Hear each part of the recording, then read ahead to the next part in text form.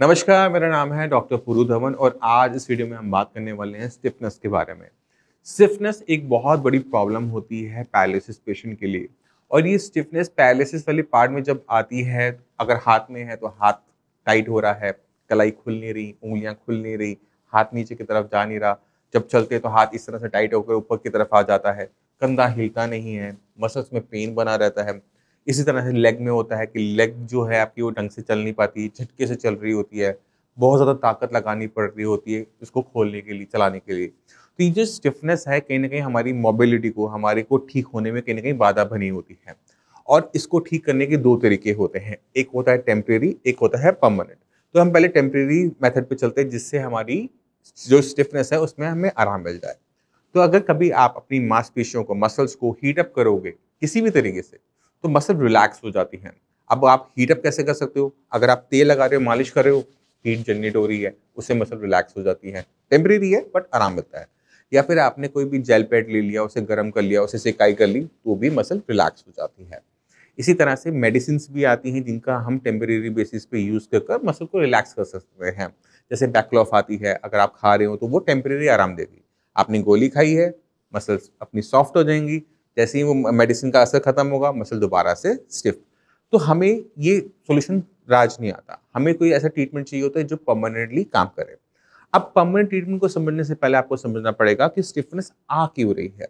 तो जब ब्रेन में कभी नुकसान होता है क्लॉट से या नस फटने से, तो ब्रेन का जो कनेक्टिविटी है मसल्स के साथ वो खत्म। और जब मसल की जो कनेक्टिविटी ब्रेन से खत्म हो जाती है, तो बाय डिफ़ॉल्ट ये रूल लगा हुआ है बॉडी के अंदर कि जो मसल्स हैं वो अपनी डिफेंसिव पोज़ीशन में आएँगी। अब मेरा हाथ ऐसे है ना?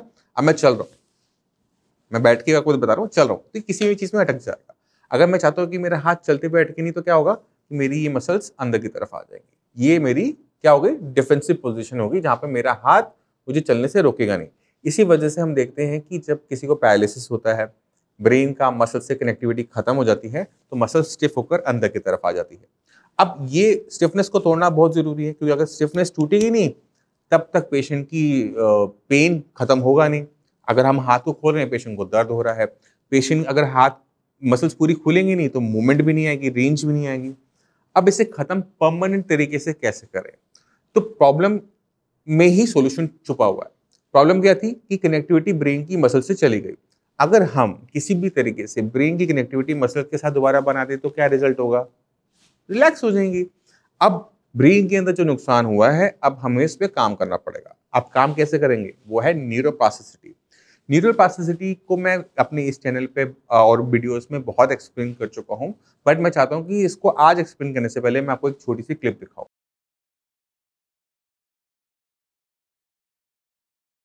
तो आपने एक क्लिप देखी, क्या समझा आपने इससे? ये क्या हो रहा था? कुछ समझ में आया? मैं एक्सप्लेन करता हूँ। यहाँ पे 2 न्यूरॉन सेल थे, जो आप हमारे ब्रेन के बारे में हम बात करते हैं, न्यूरॉन सेल।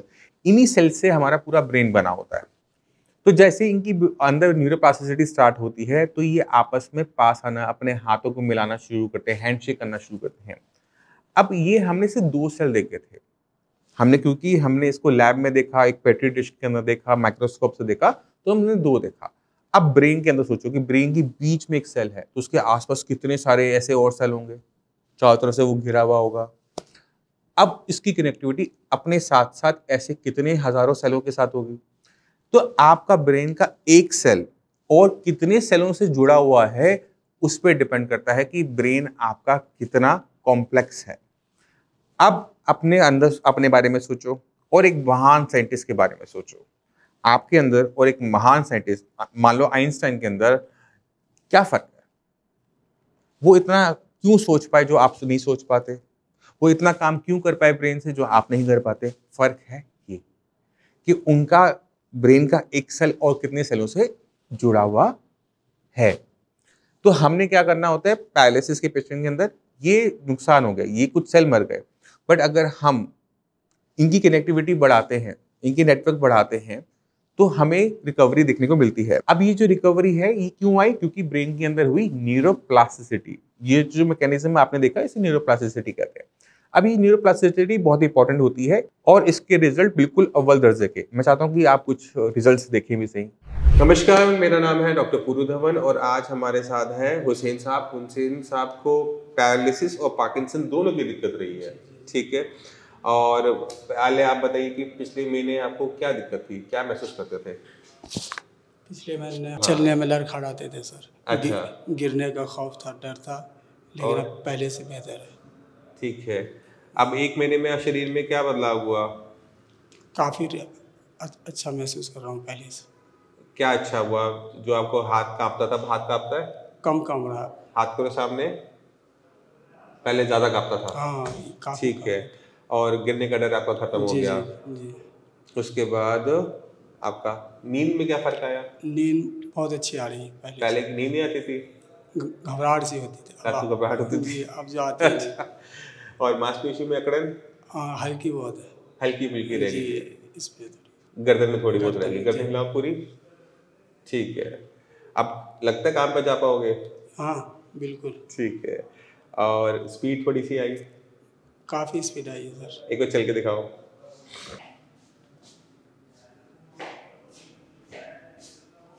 चलते समय अभी भी हाथ कांप रहा है? ठीक है।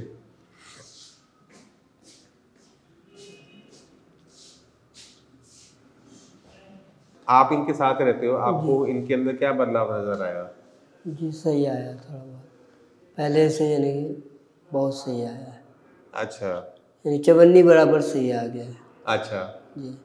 पहले ऐसे लग रहा था कि चलते चलते लग रहा था ऐसा कि गिर जाएगा। हाँ, हाथ में कंपन बहुत ज़्यादा था। अच्छा। अभी हाथ का कंपन थोड़ा बहुत कंट्रोल में आ गया सर।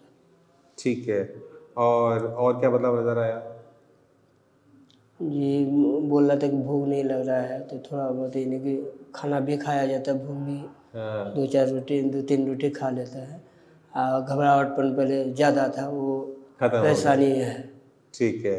अभी भी थोड़ा सा चलने में तो थोड़ी दिक्कत है, उसको हम अभी सॉल्व करवाएंगे। ठीक है, चाल आज ठीक करेंगे। तो आपने खुद देखा कि पार्किंसन के पेशेंट हो चाहे पैरालिसिस के पेशेंट हो, दोनों में ही बहुत अच्छा आराम आता है अगर हम सही तरीके से काम करते हैं। ये जो रिजल्ट आप 1 महीने में देख रहे हैं, ये क्यों आए, किस वजह से है, उसको भी समझना बहुत ज़्यादा ज़रूरी हो जाता है।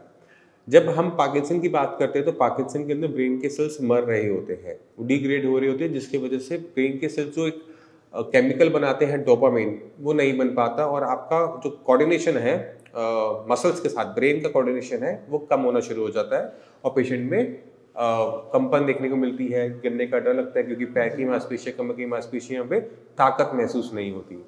और जब हमने इसको ठीक करना है तो हमारे पास 2 रास्ते होते हैं। या तो हम डोपामाइन को बाहर से हम लेते रहे, सिंडोपा हम चलाते रहे, जैसे आप खा रहे थे।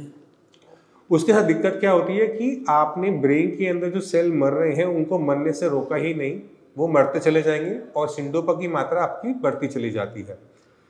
नुकसान क्या होता है कि कुछ टाइम के बाद सिंडोपा काम करना बंद कर देती है। सिंडोपा खाते हुए भी आपको आराम देखने को नहीं मिल रहा होता। मगर अगर हम ब्रेन के अंदर जो नुकसान हो रहा है उस नुकसान को होने से रोक दें तो हमारा काम बन जाता है। तो ब्रेन के अंदर जो नुकसान हो रहा होता है एक कारण से हो रहा होता है, उसके पीछे कुछ ना कुछ रीजन होता है। अपने आप तो कोई चीज़ होगी नहीं, ब्रेन के सेल अपने आप तो मरेंगे नहीं, कोई ना कोई कारण जरूर होगा। अगर आप वो कारणों को हटा देते हो, उन रीजंस को हटा देते हो, तो ब्रेन के सेल्स आगे बनना जो है वो बंद कर जाते हैं। अब पार्किंसन में ब्रेन के सेल्स को नुकसान पहुंचाने वाले बहुत सारे रीजंस हैं, ठीक है। कुछ को हम कंट्रोल कर सकते हैं, कुछ को हम कंट्रोल नहीं कर सकते। तो हम क्या देखते हैं, जो हमारे कंट्रोल में आने वाली चीज़ें हैं अगर हम उनको कंट्रोल कर लेते हैं तो पेशेंट में बहुत तेज़ी से हमें चेंजेस देखने को मिलते हैं, जैसे हमें हुसैन साहब के साथ देखने को मिला।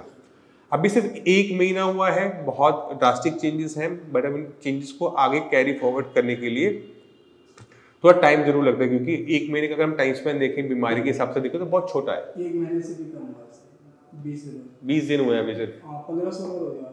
अच्छा, तो अभी घर जा रहे हो क्या? जी, तभी दवाई लेने आए हो? जी, इसीलिए आ गए। चलो, अब हम थोड़ा सा आपको ट्रेनिंग करते हैं, क्योंकि आप जो गिरने का आपको डर लगता है वो एक कारण से लगता है कि आप आगे की तरफ झुक के चलते हो। अगर आप आगे की तरफ झुक के चलोगे ना तो हमेशा आपको गिरने का डर बना रहेगा। तो एक बार आप खड़े हो जाओ, नीचे रखो, ढीले छोड़ो, हाँ चलो। शरीर को देखो, आप आगे के हल्की तरफ झुकते हो, ये झुकना नहीं है, ये सीधे रहना है पीछे की तरफ, ठीक है।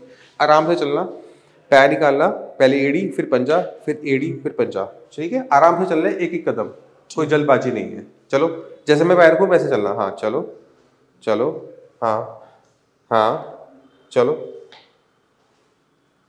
ठीक है। हाथ को थोड़ा ढीला छोड़ो कि हिले, हाँ हिल नहीं ऐसे नहीं हिले, ऐसे हिले। अच्छा। मैं चलता हूँ तो मेरे हाथ हिल के हिलते रहते हैं ना, तो इसको ढीला छोड़ के चलना है, क्योंकि ये हमें वजन संभालने में मदद करते हैं। तो हाथ को बिल्कुल ढीला छोड़ दो, नरम छोड़ दो, हाँ हिलने दो उनको अपने हिसाब से, ठीक है। अब फिर दोबारा से चलो,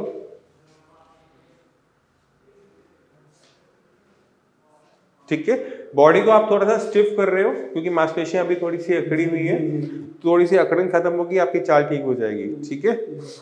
तो आपने खुद देखा कि छोटी छोटी चीजें होती हैं, हमने ध्यान देना होता है कि हम पैर किस तरह से रख रहे हैं। अगर हम पैर को इस तरह से रखेंगे तो चाल अलग अलग है, अगर हम इस तरह से रखेंगे तो चाल हमारी बदल जाती है। तो अक्सर पेशेंट को डर कब लगता है, जब वो आगे की तरफ झुक के चल रहा होता है, जी जी जी, ये चाल बन जाती है। तो हमने झुक के नहीं चलना होता, हमने सीधा चलना होता है। जब हम सीधा चलेंगे, पैर को जैसे एक एंगल पे रखना होता है, एड़ी पहले पंजा बाद में। जब हम इस तरह से चलते हैं तो पेशेंट को गिरने का डर खत्म हो जाता है। दोबारा चल के दिखाओ, बताओ डर है, बचा कुचा नहीं है, खत्म, ठीक है। तो आपको अपने पोस्चर पे भी ध्यान रखना है, क्योंकि बीमारी हमारे चलने का और चीजों को बदल देती है। तो आपको पहले वाली फॉर्म में जाने के लिए आपको उसको समझना पड़ता है कि हमने पहले कैसे थे। तो आप ठीक थे, वैसे चलते थे जैसे आज चल रहे हो, अभी चल रहे हो। जब आप बीमार हुए तो आपने पूरा पंजा रखना शुरू कर दिया, ये चाल बना ली। जब हमने चाल ये बना ली, तुम्हारी चाल ये शरीर मुझे आगे की तरफ झुकाना पड़ा, डरने का खौफ, फिर गिरने का खौफ आने लग गया, ठीक है। तो एड़ी पंजा करके चलोगे, कभी दिक्कत नहीं आएगी। तो मैं उम्मीद करता हूँ इस वीडियो से आप समझ गए कि पार्किंसन बीमारी चाहे बड़ी जरूर है, प्रोग्रेसिव जरूर है, बट ऐसा नहीं है कि उसके जो सिम्टम्स हैं, जो बीमारी को कंट्रोल नहीं किया जा सकता। एक अच्छी डाइट, एक अच्छी एक्सरसाइज और एक अच्छा मार्गदर्शन बहुत होता है पेशेंट के लिए। और अगर पेशेंट उसको लाइफ टाइम कंटिन्यू करता है, जो मार्गदर्शन दिया है, चाहे खाने में हो चाहे एक्सरसाइज में हो, तो भी बीमारी पलट के वापस नहीं आती, रुक जाती है, ठीक है। कुछ थोड़ा बहुत जरूर रह जाता है, मैं ये मानता हूँ, बट आपकी उम्र है अभी 40 साल, यहाँ से बढ़े आगे 40 साल और अगर बीमारी को बढ़ने देंगे तो वो तो अगले 10-20 साल में हालत बहुत बुरी कर देगी। तो जितनी जल्दी आपको इसके बारे में पता लगे, उतनी जल्दी इस पर कंट्रोल कर लेना समझदार बेहतर होता है। तो आपने खुद देखा रिजल्ट कितने फैसिनेटिंग होते हैं। तो आपको जहाँ लगता है कि आप हिम्मत हारना शुरू कर देते हैं, जहाँ आपको लगता है कि आपका पैरालिसिस ठीक नहीं हो सकता, वहाँ पर ये न्यूरोप्लास्टिसिटी बहुत बेस्ट रिजल्ट देती है। तो आप अब हिम्मत मत हारो, हिम्मत लो और शुरू हो जाओ। एक्सरसाइज, फूड और मेडिसिन, न्यूरोप्लास्टिसिटी जब ये आपस में मिलकर काम करेंगी, तो जैसे इन पेशेंट को रिजल्ट्स मिले वैसे आपको भी मिलेंगे। फिर भी आपके माइंड में कोई भी डाउट रह जाए, कुछ भी पूछना चाहते हो, मोस्ट वेलकम, आप मुझसे आके मिल सकते हो। पूरी टीम है, आप उनसे बात कर सकते हो। इसी के साथ आप जैसे मैं चलने की आगे चाहूँगा। मिलते हैं अगली वीडियो में, तब तक के लिए नमस्कार।